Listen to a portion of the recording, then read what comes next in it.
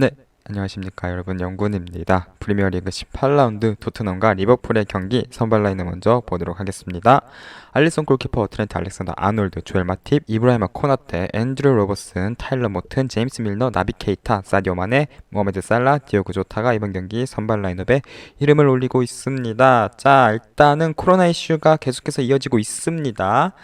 핸더슨은 일반 질병, 그리고 티아고는 작년에도 그랬었는데 올해도 코로나 양성 반응이 뜨면서 지금 오늘 경기 라인업에서 빠졌고, 지난 경기에서도 빠졌던 반다이크, 이 파비뉴, 커티스 존스는 여전히 스쿼드에서 제외가 되어 있는 상황입니다. 그래서 오늘 경기 코나테가 또다시 나왔고, 타일러 모튼이 프리미어리그 첫 선발 경기를 가진다고 합니다. 핸더슨과 티아고가 빠지면서 모튼이 들어왔고, 케이타도 이제 부상 복귀 이후 처음으로 선발 경기 치르는 거고, 밀너도 오랜만에 선발 경기 가지게 되겠습니다. 다행히 뭐 살라도 경기 시작 전에 뭐 좀 코로나 이슈가 있다라는 루머가 돌았었는데, 살라는 몸 건강하게 이번 경기 선발 출장하게 되었습니다. 자, 양 팀 모두 코로나로부터 자유롭지 않은 상황인데 과연 어떤 전반전 펼쳐질지 경기 보고 오도록 하겠습니다.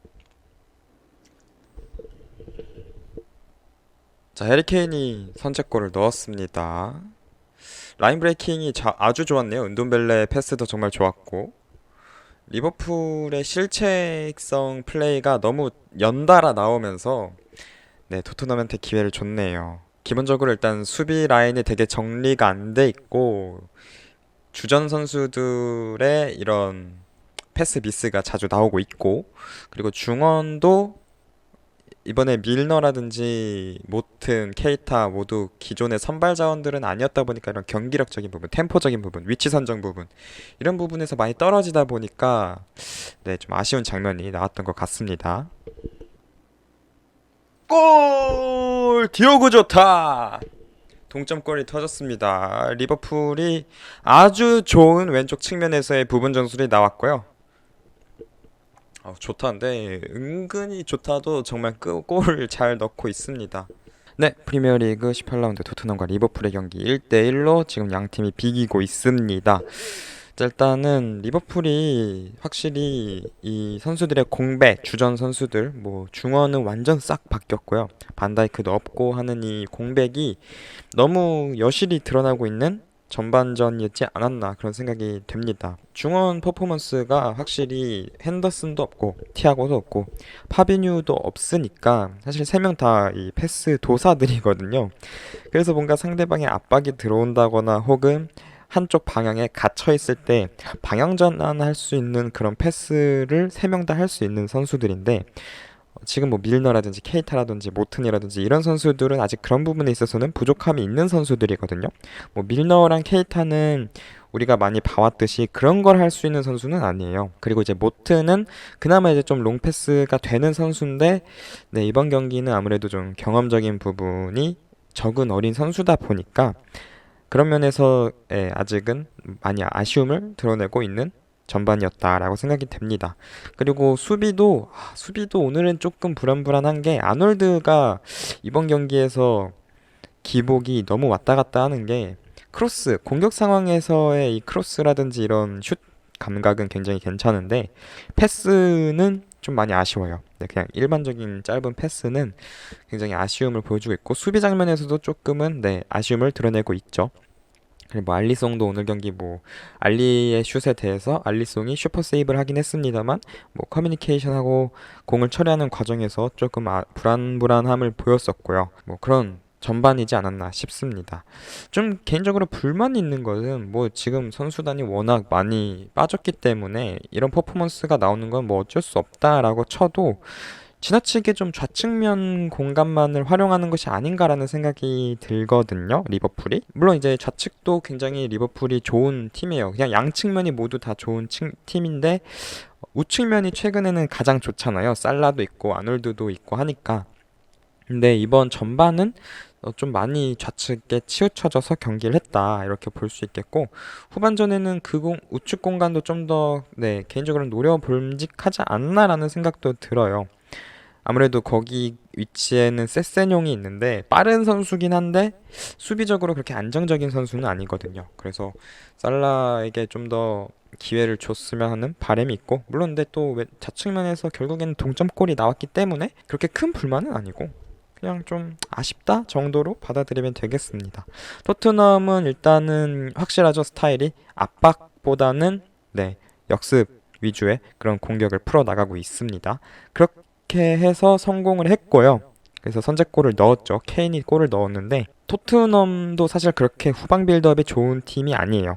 그렇기 때문에 리버풀의 압박에 대해서 많이 고전을 하는 모습을 보였는데, 반대로 리버풀도 오늘 경기 특히 중원의 주전 선수들이 대거 빠지면서 그렇게 좋은 편이 아니거든요. 빌드업까진 아니더라도 그냥 뭔가 볼을 키핑한다든지 또 전개한다든지 이런 부분에서 좋은 퍼포먼스를 보여주는 조합이 아니기 때문에 그런 부분에서 토트넘도 중원에 대해서는 강하게 압박을 걸고 있을 필요가 있고 또 그러고 있습니다. 그리고 역습이 그래도 계속해서 전반전 내내 위협적으로 들어갔다라는 거. 알리의 슈팅 좋았고, 케인도 오늘 경기 뭐 여러 차례 위협적인 모습을 보여주고 있습니다. 손흥민 선수도 움직임은 좋은데 움직임만 좋은 게 좀 아쉽네요. 이번 경기에서는 아무래도 복귀한 지 얼마 안 됐기 때문에 전반적으로 디테일적인 부분, 이런 미세한 컨트롤 이런 것들은 네, 아직은 좀 올라올 시기는 아니라고 몸이 그대로 보여주고 있는 것 같아요. 그래서 그런 부분만 개선이 된다면은 뭔가 만들어낼 수 있을 것 같은데, 그런 부분이 안 나온다라는 것은 손흥민 선수 본인에게는 굉장히 아쉬운 부분이지 않을까 싶습니다. 자, 양 팀 모두 뭔가 핵심적인 선수들이 옐로 카드를 받고 있습니다. 리버풀 같은 경우에는 타일러 모튼 선수가 옐로 카드를 받고 있어요. 토트넘이 굉장히 역습 위주의 플레이를 하고 있기 때문에 이 수비형 미드필더 자리가 굉장히 중요하거든요. 근데 전반 이른 시간부터 옐로 카드를 안고 이제 또 후반전을 맞이한다라는 것은 네, 굉장히 좀 부담이 많이 될 것 같아요. 그래서 모튼 선수 퇴장 조심해야 되고, 반대로 이제 토트넘 같은 경우에는 에메르송 선수가 현재 옐로 카드를 받고 있습니다. 에메르송은 이제 오른쪽 윙백으로 뛰고 있죠. 마네랑 뭐 로버슨 이쪽을 주로 상대하고 있는데, 오늘 경기 마네도 그렇고 로버슨도 그렇고 확실히 그동안 그랬던 것처럼 폼이 좋거든요. 움직임도 좋고 그런 상황에서 네, 에메르송도 카드 조심해서 플레이할 필요가 있겠습니다. 자, 그럼 과연 후반전에는 어떤 팀이 득점할지 아니면 이대로 끝이 날지 경기 보고 오도록 하겠습니다. 골! 앤드류 로버슨 역전합니다. 자, 손흥민 선수가 득점을 했습니다. 알리송 전반전 내내 선방은 좋았지만 좀 불안한 모습을 보여줬는데 결국에는 좀 치명적인 실수를 보여줬네요. 바운드가 되면서 약간 알리송이 처리를 잘 못한 것 같아요. 너무 치명적이네요. 아니, 로버슨이 퇴장을 당하는데 이건 조금 이해는 안 되네요. 네, 프리미어리그 18라운드 토트넘과 리버풀의 경기는 2대2로 무승부로 네, 서로 사이좋게 그냥 승점 1점을 나눠 가지게 되었습니다. 자, 후반전 아주 혼란스러운 상황이 계속해서 나왔습니다. 일단은 로버슨이 득점을 했었고, 그리고 후반전에 손흥민 선수가 또 득점을 했었고요. 일단은 네, 득점 얘기 먼저 해볼까요? 일단 리버풀이 그래도 잘 만들어낸 득점을 만들어냈었습니다. 뭐 한 차례 좀 살라의 핸드볼 그런 파울에 대한 얘기도 있었던 것 같은데, 뭐 그거에 대해서는 뭐 결국에는 그냥 넘어갔어요. 이거는 대표적으로 지난 시즌 FA컵 결승전 틸레망스의 그 득점 상황이랑 좀 유사하게 적용을 하면 된다 이렇게 생각을 해요. 그런 상황에서 손흥민 선수가 동점골을 넣었죠. 알리송이 그거는 너무 큰 미스였어요. 오늘 경기만큼은 좀 물론 이제 너무 많은 활약을 해주었기 때문에 비판을 하기가 좀 그런 건 있지만, 어쨌든 그 장면에서 실수한 건 팩트고 실점을 한 것도 팩트니까 비판을 피해갈 수는 없겠습니다. 그런 상황에서 후반전에 로버슨에 대한 퇴장이 나왔습니다. 다이렉트 퇴장이었어요. 처음부터 얘기를 하자면은 로버슨이 잘했다라는 건 아닙니다. 그거를 좀 퇴장으로 볼 수 있었는지에 대해서는 저는 개인적으로 의문이 있습니다.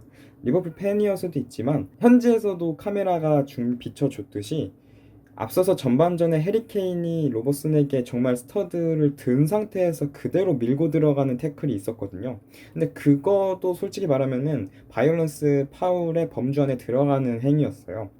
그거 비슷하게 해가지고 지난 시즌에 티아고한테 히샬리송이 그렇게 태클 넣어가지고 다이렉트 퇴장 당한 거 아니겠습니까? 그리고 이번 시즌 맨체스터 유나이티드 전에서도 폴 포그바가 나비 케이타한테 그런 태클 넣어가지고 다이렉트 퇴장 받은 거였고요. 근데 그런 상황에서 해리 케인은 그냥 옐로 카드만 받고 넘어갔죠. VAR이 따로 돌아가지도 않았고 뭐 폴티언의 주심이 온필드 리뷰를 본 것도 아니고 그냥 넘어갔어요. 옐로 카드 하나로. 그런 상황에서 과연 로버슨의 그 행위가 다이렉트 레드카드 감이라고 볼 수 있는가에 대해서는 조금 억울한 입장이다라고 생각을 합니다. 리버풀이. 그런 부분에 있어서 그러니까 정확히 말하면 심판의 일관성에 대한 부분이죠. 예를 들어서 해리 케인의 그 장면에 대해서 레드카드를 줬다? 그러면은 만약에 이번 상황에서 로버슨에게 레드카드를 줬다라면은 불만 없어요. 왜냐면은 충분히 굉장히 보복성 태클이기도 했었고 태클보다는 거의 스윙이죠.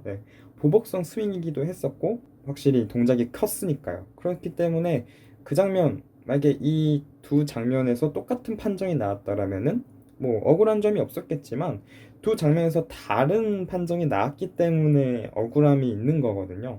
그렇기 때문에 이번 판정에 대해서는 좀 아쉽다라고밖에 저는 표현을 할 수밖에 없네요. 마음에 들진 않습니다. 받아들일 수 없는 판정이고 뭐 그것 때문에 결과가 그 추가적으로 뭐 실점을 하거나 그건 아니었습니다만 어쨌든 아쉽다라는 생각이 듭니다. 그래서 오늘 경기 전반적으로 토트넘은 처음부터 끝까지 계속 뒷공간 하나만을 바라보고서 롱킥을 엄청 때렸어요.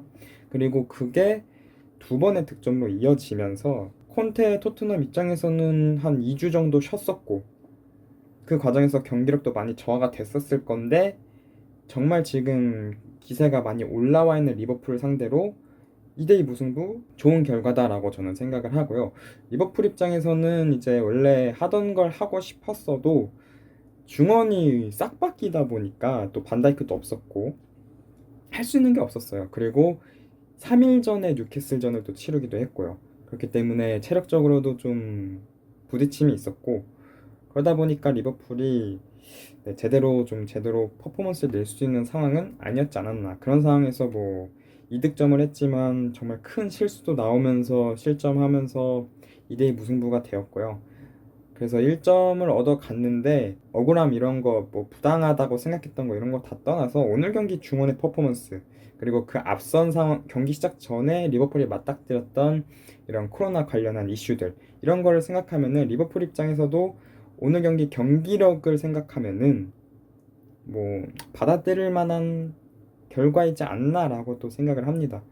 중원 그리고 아놀드가 쉽게 갈 수 있는 상황 그리고 쉽게 가야 돼야 하는 그런 상황에서 굉장히 생각이 많아 보였어요.